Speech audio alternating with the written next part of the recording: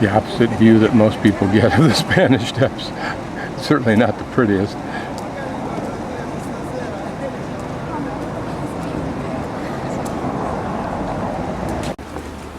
I'm always intrigued by how people live, but I wonder what life is like for the people who have access to this garden balcony, if you will, that overlooks the Spanish Steps, particularly in the summer when it's filled constantly with hundreds and hundreds of people every day. Or these folks, does it give them an endless entertainment? Now imagine everything that I'm going to pan through is absolutely covered with people. These steps in the summer would be absolutely covered with people sitting on them all day long, into the night.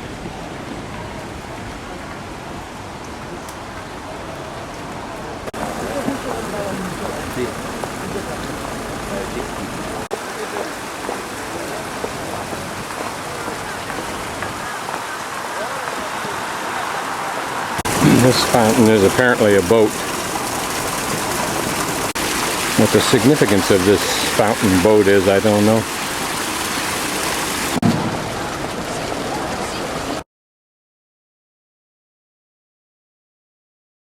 Another monument near the Spanish Steps.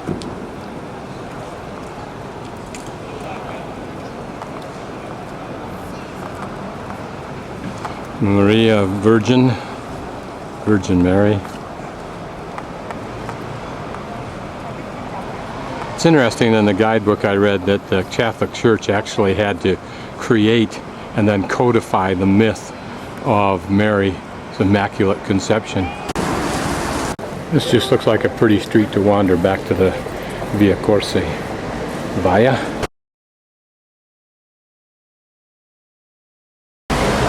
This is Trajan's column.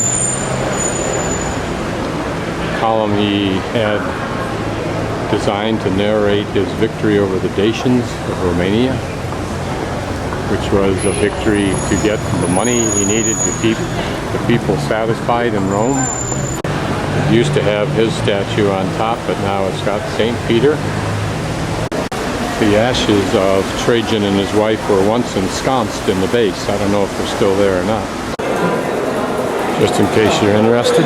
This is inside a shopping center composed of a couple of buildings that have probably been modified to have this ceiling over them so they'd be enclosed. Right across the street from Trajan's column.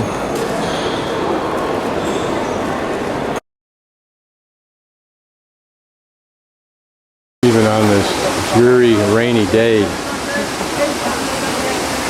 heavy fountain draws a huge crowd, or a good crowd.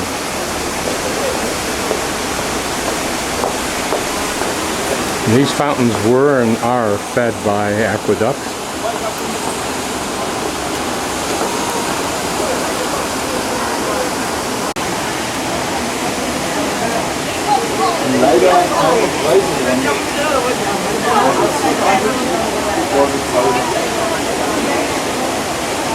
Here's a very pretty painted interior loggia of a building. I don't know where I'm at because I'm lost. I don't know what building this is, and I'm assuming that this painting was all done earlier on, like maybe 1800s. And the loggia was something that was added to protect and enclose this area.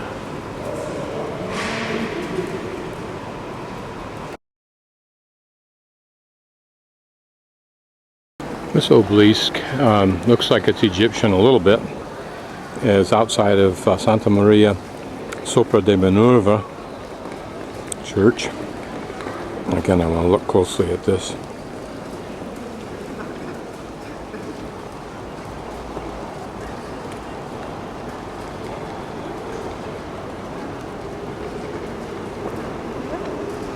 It's a very small obelisk, if it is Egyptian.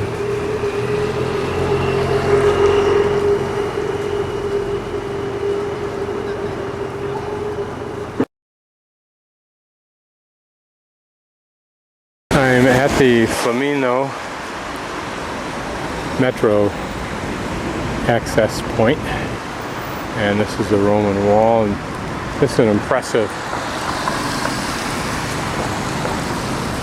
entryway through the wall. Presumably it's an old one. Pontifex Max. That was the name of the emperor until the Pope used it. This is the view from my 6-story room.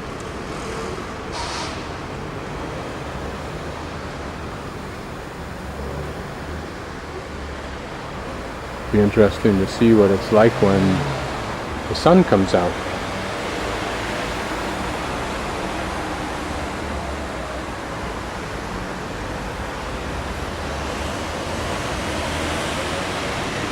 There's some restaurants close by which have more than enough of what I want, which is just something simple.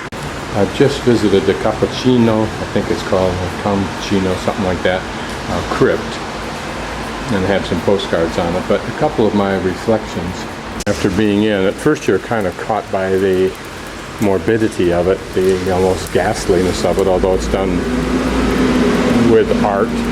It was done with religious reverence and purpose, so I don't take anything from it, away from it. But it raises two questions. Why does a culture bury or deal with remains of human bodies as they do? And number two, why do individuals do it the way we do? Sometimes the two are in mesh. Sometimes I don't think they are. I'm on the Via Veneto. I have just started up from the Capuchin crypts, and this is the street when I was here 40 years ago was the place to see and to be seen, where movie stars strolled and the wealthy sat in cafes, and where a young man of 28 met two girls and had a little bit of a fun evening. Still on the Via Veneto, I'm looking at what now are enclosed outside cafes. Probably in anticipation of milking something out of this kind of weather.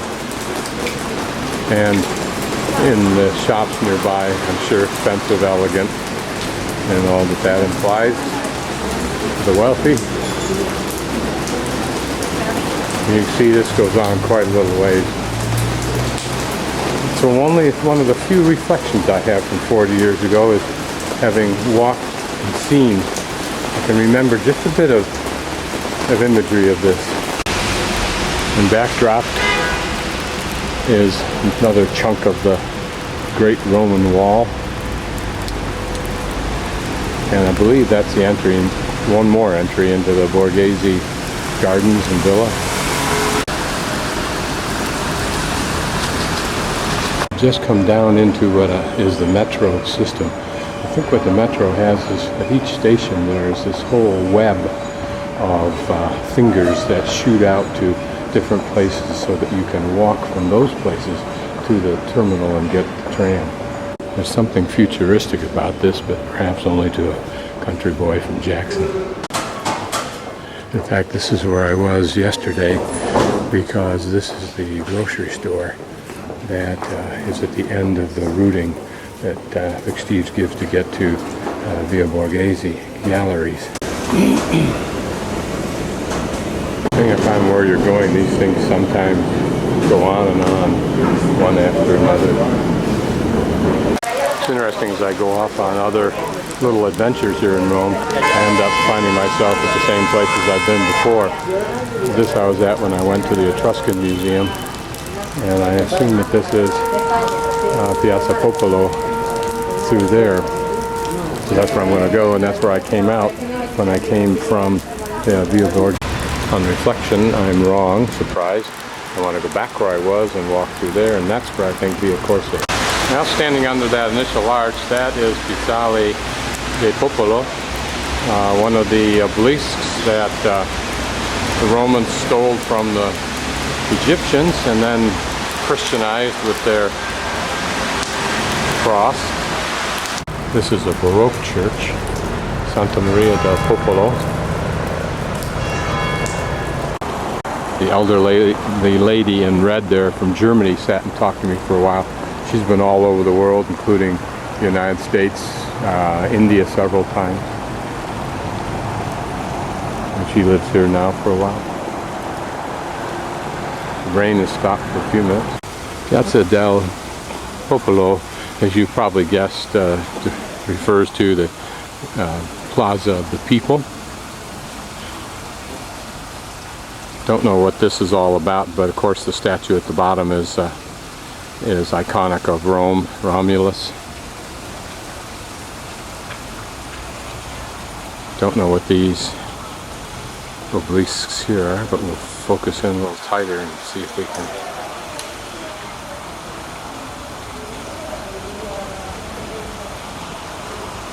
Strange looking, really. Naval in appearance, at least some of the icons are.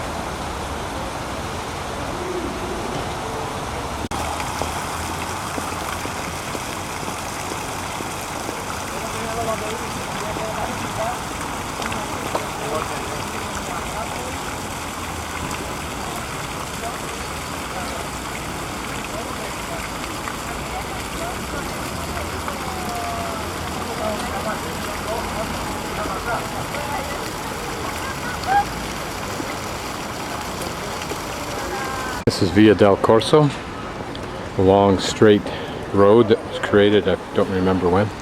And the road to the left is the road that goes down to the Spanish Steps.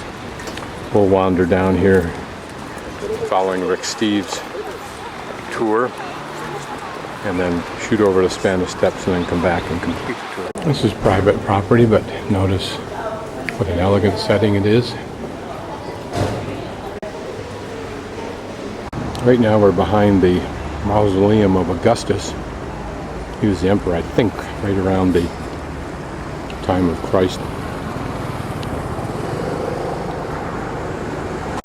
Right now I think we're behind the Augustus mausoleum. I don't know what the moat is for, nor do I know what kind of work's going on, but it looks like it was such that people could come here and get off a boat. What it looks like is extensive excavation of structures that were around the mausoleum. I can see through this little hole they've got it meshed off for some reason.